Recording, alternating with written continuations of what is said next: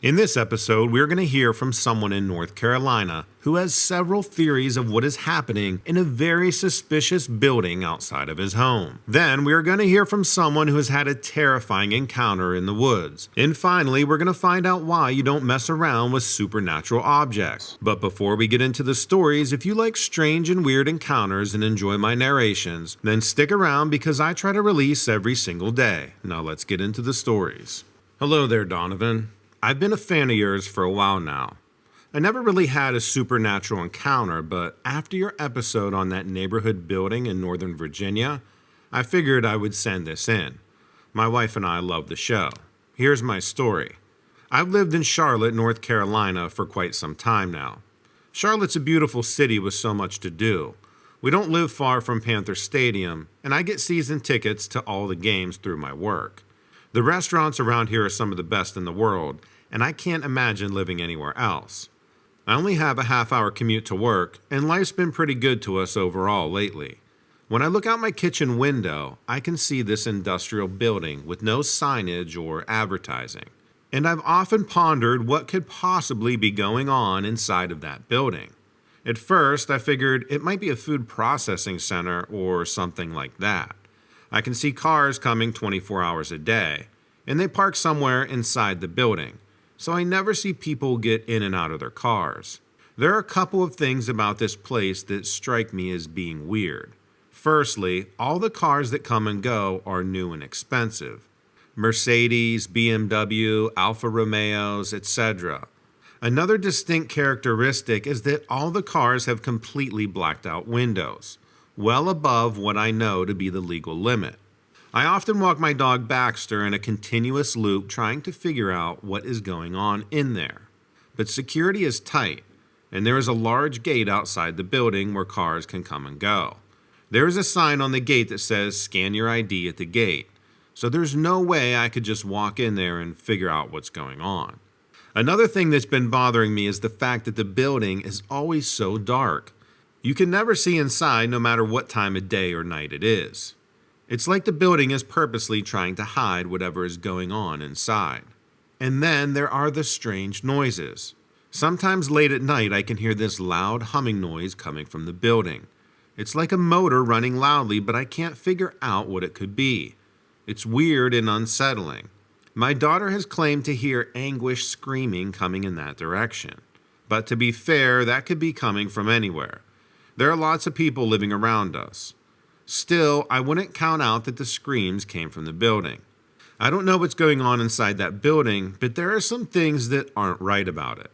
I feel like there may be something illegal happening inside, and I worry about what could happen if investigated further. But at the same time, I can't help but to be curious about what's going on behind those blacked out windows. My friends always think I'm being crazy when I mention the building, and they roll their eyes at me. I know I talk a lot about it, but something weird is going on in there. I just know it. My neighbors all have varying opinions about what the facility could be.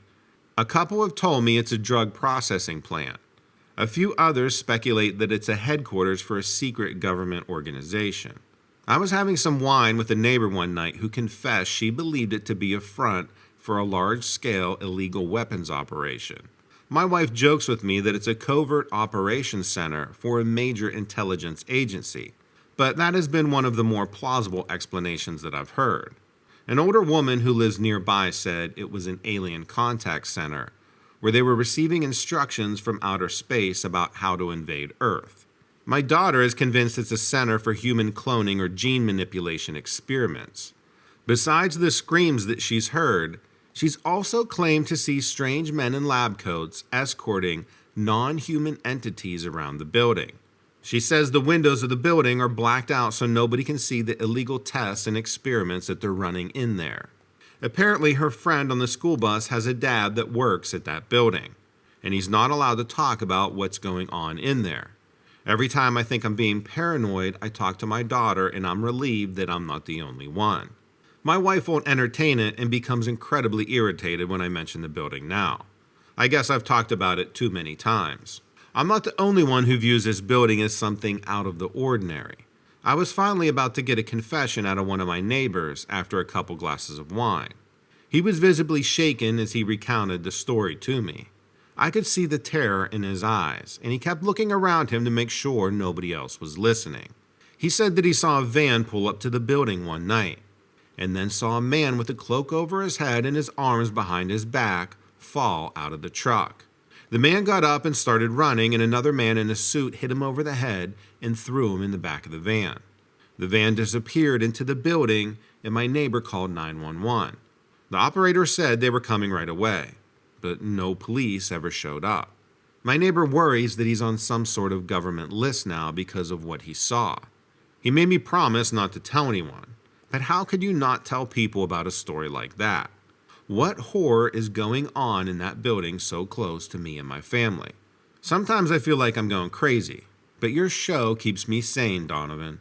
There are unexplained phenomena in this world, and if we don't keep investigating, we'll just live in fear and never know anything for certain.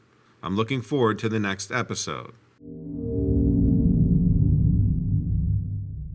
Hey Donovan, you inspired me to write today. I've only told my closest family this story, nobody else. My dog Gunner was my best friend. Gunner was the best dog that I'd ever had. He was always happy and always seemed to know when I needed some cheering up.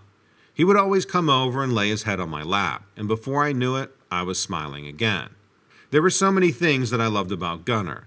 He was always so happy. Even if something bad happened, he would always wag his tail and try to make the best of it. Secondly, he was always so gentle. He never once bit or growled at anyone, even when other dogs were trying to start a fight. He was always so smart, too. He learned how to do so many tricks, and he always seemed to understand what I wanted him to do without any trouble. I could go on for hours about how great Gunner was, but I think the most important thing is that he made me happy. Whenever I was feeling down, he would come over and make me feel better. He was truly my best friend, and I miss him dearly. One night he ran into the woods, and I spent hours trying to find him. It was such a traumatic night for me, and I really don't even like writing about it. I had been walking for hours calling my dog's name. He had run off into the woods earlier that day, and I was determined to find him. As the sky grew darker and darker, I began to worry. What if I never saw my best friend again? It was pitch black as I scoured the woods with my flashlight looking for Gunner. I had been calling his name relentlessly for hours, but there was no response. I brought a bag of treats with me in hopes that he would see them and come running back to me. However, no matter how long I searched or how loudly I called him, Gunner was nowhere to be found. The woods were quiet and creepy. Every sound made my heart jump, and I constantly scanned the darkness for any sign of my furry friend. Time seemed to be standing still as I wandered through the trees, calling out Gunner's name. Finally, after hours of searching, I had to admit defeat. I went home heartbroken, not knowing if I would ever see my best friend again. The next day, I returned to the woods with my parents. We scoured every inch of those woods, but still couldn't find Gunner. We put up flyers and contacted all the local animal shelters, but no one had seen him. For weeks, we searched tirelessly for my lost dog, but he was nowhere to be found.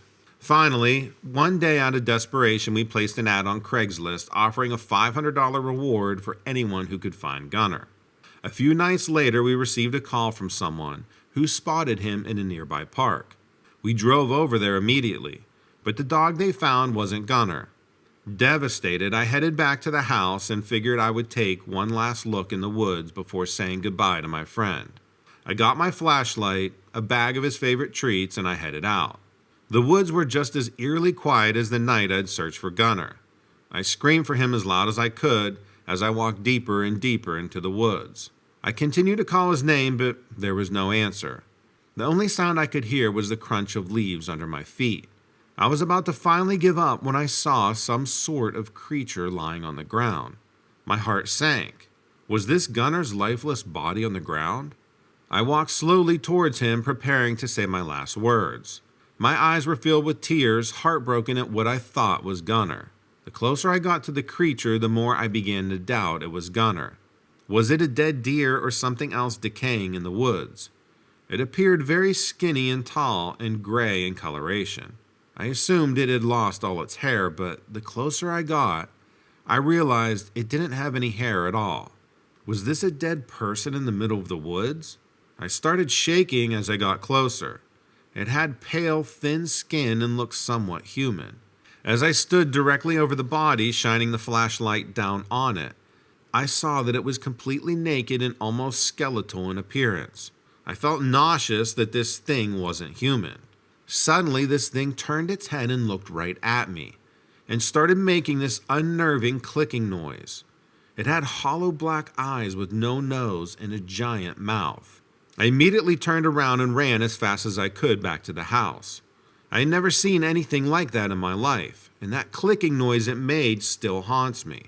To think that this thing is just lurking in the woods next to my house is enough for me to vomit.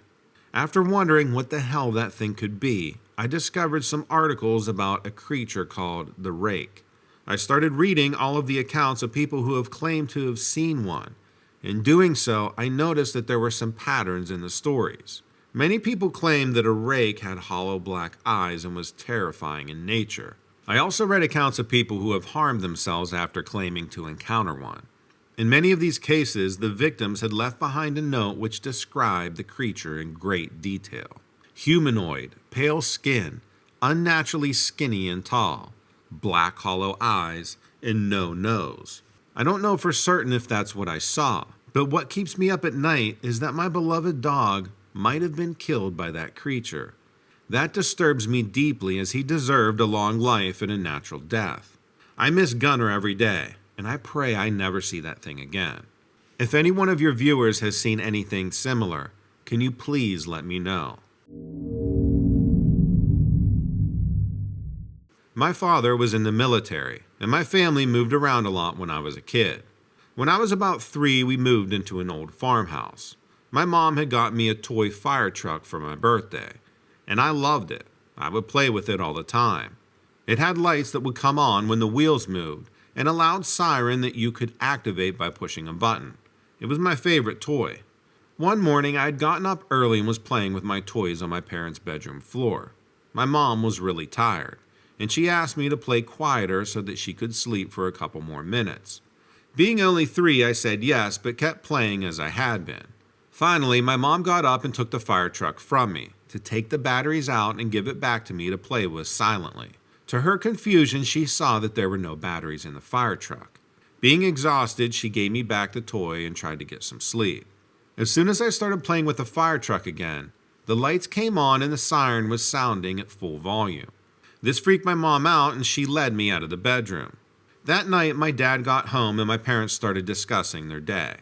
My mom explained the incident with the fire truck to my dad, who immediately laughed it off.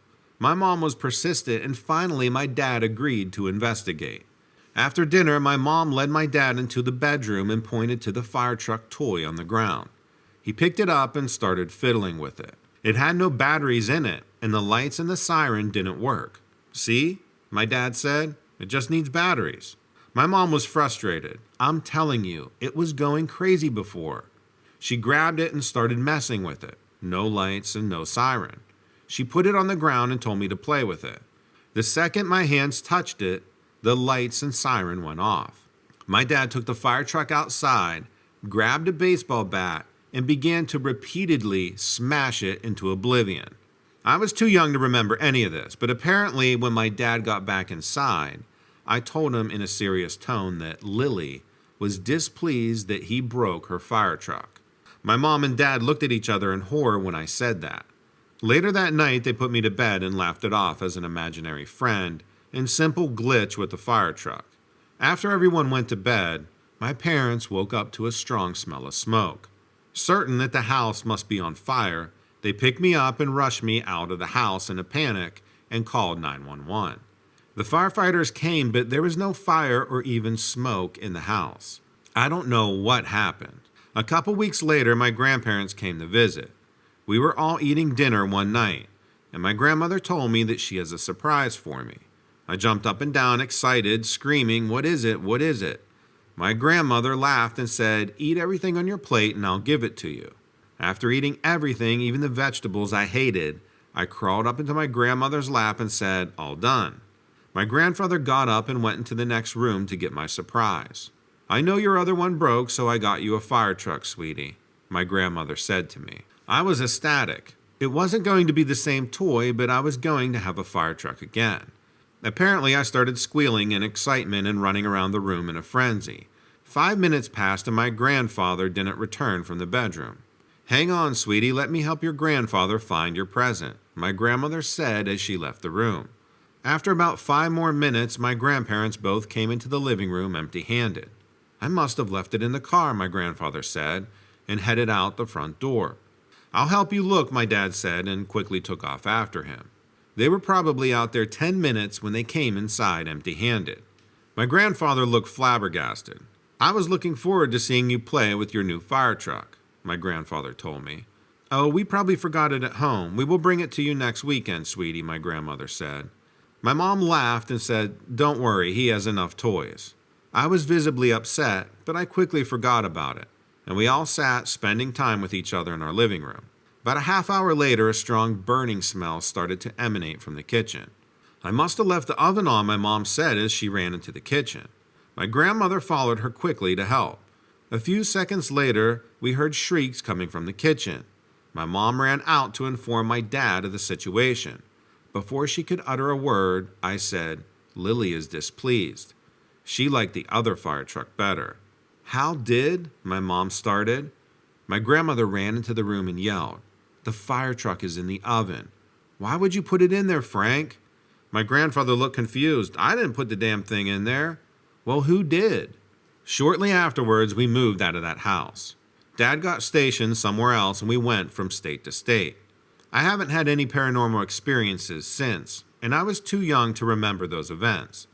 But my family is still haunted by the experience in that house. My mom did some research and learned that a little girl had died in a house fire on that property several years before we got there. Could that be Lily? Is Lily's spirit the reason the fire truck worked without batteries? Did the spirit of Lily cause the house to reek of smoke? Did Lily put that fire truck in the oven? So many unanswered questions, but one thing is for sure, my entire family is happy to be out of that house. I don't think I received any more fire truck toys after that either, but I turned out all right. I had to share my story with you, Donovan. Thanks and take care. Let me know in the comments below what you think of these submissions, and if you like my narrations, then consider hitting that subscribe button. Also, if you like true crime, I do have a true crime channel, and the link to that is in the description below.